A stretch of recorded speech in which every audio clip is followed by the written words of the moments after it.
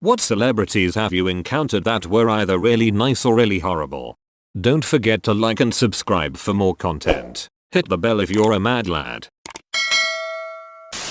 Met Dave Chappelle a few years back. Long story short, a friend of a friend got me and two friends into an after party. We were sitting at the bar when his manager offered us some shots. We talked with his manager for a while. Then Dave sat down near us. Dave was kind of sitting by himself and he looks over at us and goes, "What's going on, fellas?" And we talked to him for about an hour. We thanked him for coming to our town. Talked about music, sports, all kinds of stuff. Super cool dude. One of my favorite memories. I met Paul Rudd on a flight from NY. Sat next to him on the plane. My buddy leaned over and told me that he wanted to compliment him on this band shirt he wore when making Clueless, but he didn't want it to be weird. So his solution was to write him a note and slip it to him. LOL. So he does this, and Paul just gets this nervous look on his face, opens the note and reads it, starts cracking up laughing, leaned over to us and said, "Best note ever." He then told us the whole story of the shirt, how he fought with the costume department about it because it was the shirt he wore to set that day. We talked the whole flight. Dude was super cool. So I have a fun Paul Rudd story. I worked at CVS at the time, and my manager had just eliminated smoke breaks, so I'm on edge and going nuts. Paul Rudd walks in and sees me. For reference, I am generally disheveled in appearance. I had a wizard beard braided down almost to my nuts, and I had worked overnight unloading the truck before popping on register. He looks at me and just goes, "Rough night." I laughed, nodded. I slurped at my coffee, which was more or less empty at this point. My boss comes out of the office to yell at me about something, and Paul drops what he's doing, runs to my counter, and rings a little bell to interrupt the boss. I run over and he has a single butterfinger on the counter. I ring him out, and he laughs. He says, "How long you been here?" Truthfully, I told him 10 hours. I sputter something about loving him in fundamentals of caring. He looks at my boss and says, "The best thing ever. I need my name to help me to my car with my purchase." My back hurts. Mine taking over for him, so I go outside. He bums a cigarette off me and bought me coffee, then wouldn't let me inside until I finished a whole cigarette and half my coffee. Boss came out to bitch. He laughs and says I still need his help loading my car. Honestly, it's actually probably the single best customer moment I've ever had in my time in retail. Dude's goddamn awesome.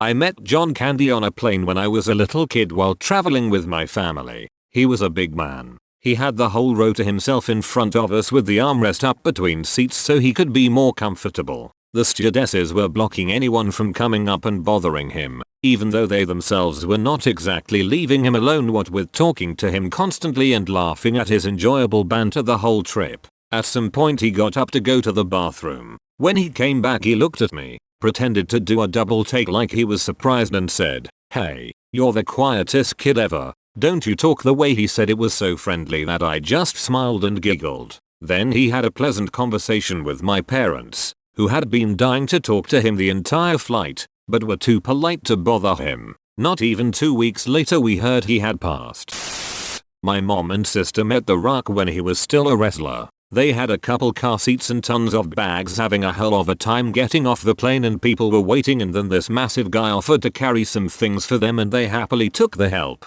He grabbed some bags and held the baby carrier with my niece in it and helped them off the plane and left. After, people kept going up to them asking how they knew The Rock, and they were very confused until someone explained who he was. Everything I ever hear about him, he's super cool. He did a rap from Moana with some dude interviewing him for the guy's kids because the guy's kids were massive Moana fans. I reckon he's so nice that on the airplane, I bet you he let the person next to him have the armrest. He probably thought, this isn't The Rock's elbow room, this is the people's elbow room.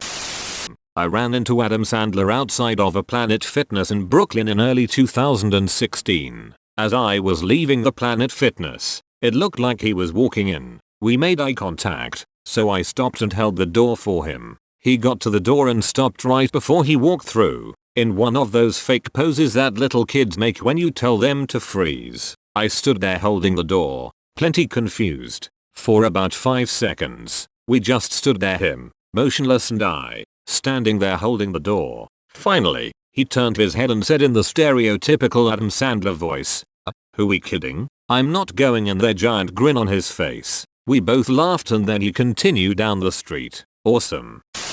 When I was a teenager, I met Neil Armstrong at a retirement ceremony that my dad brought me to. It was at a museum and it was a private event. There was time for everyone to wander the museum, and my dad saw Mr. Armstrong looking at one of the planes that my dad helped design. Nobody else around. They struck up a conversation and Neil asked me questions about what I was studying and how I felt about the work my dad did. My dad worked on classified planes when I was much younger. He seemed like such a gentle guy to me. A bunch of other men suddenly joined us and started asking him for autographs, which he declined. It seemed to snap him out of his happy mood, and he kind of shut down and walked away. At that time I thought he was a bit of a jerk for not saying goodbye or anything, but I recently read about the hard time he had with fame, and I guess it makes sense.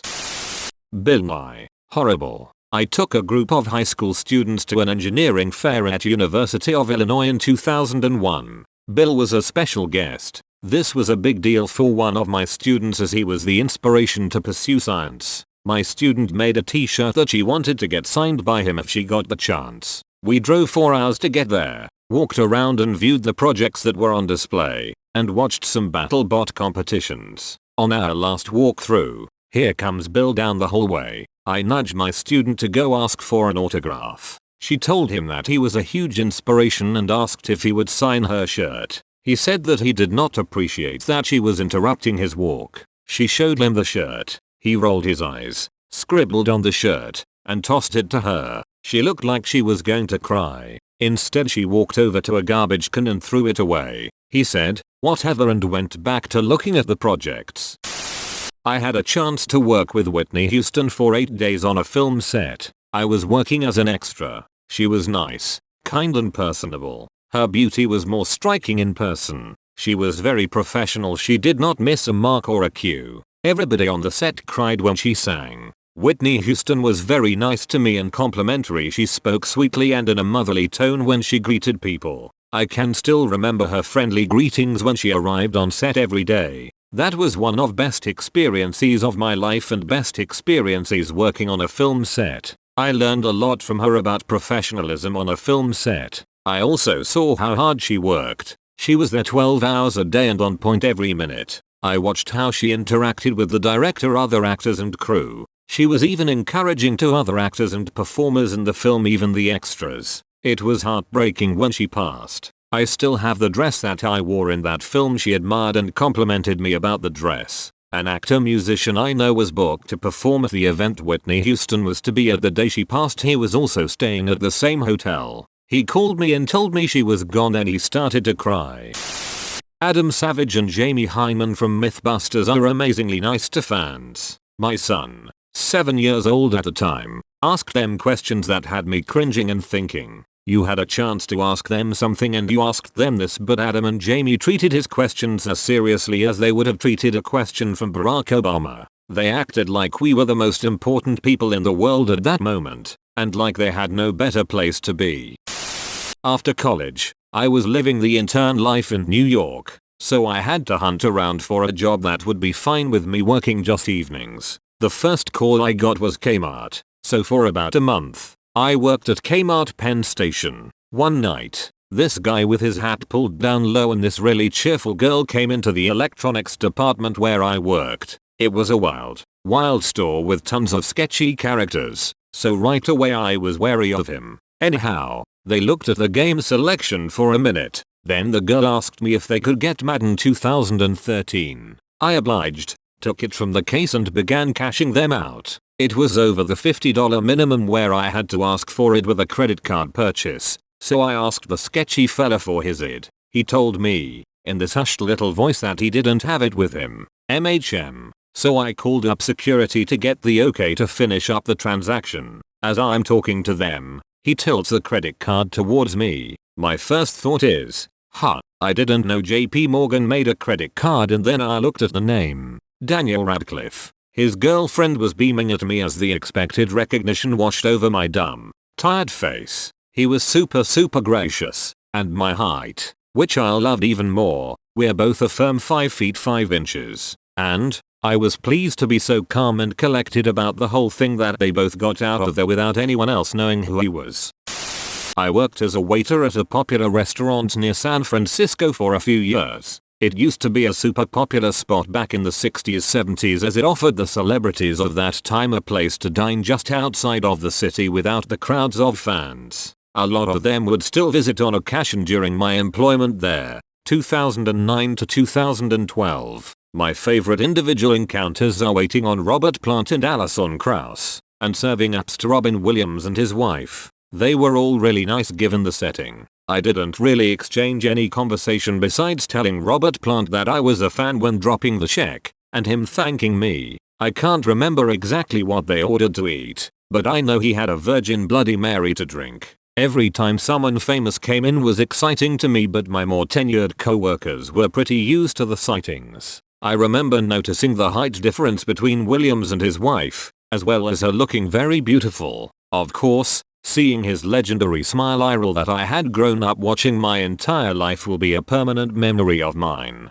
Carlos Santana came in once and was seated in my section, but I gave the table to another server higher up on the food chain who had waited on Carlos more than once in the past. He was wearing white pants, a white jacket, and a nice looking fancy white hat. He had a bowl of bouillabaisse, if I recall correctly, and was also one of the first customers to walk in that day. Most first comers during the summer snag tables on the patio that look out across the bay, but he wanted to sit inside next to a window. After his meal, he went through the kitchen and took a few group pictures with all of the cooks and bussers. Seemed really friendly. Bonus bogus celebrity experience having to wait on a C-list actor that was in the 2010 Alice in Wonderland film. He made sure I knew that he was in an upcoming Disney remake featuring Johnny Depp. This was before I had seen any sort of advertising for the movie, and I still haven't actually watched it, so I'm not sure if he even made the cut. He got wasted drunk and was an arrogant ass. Think he told me that he was the hot air balloon pilot,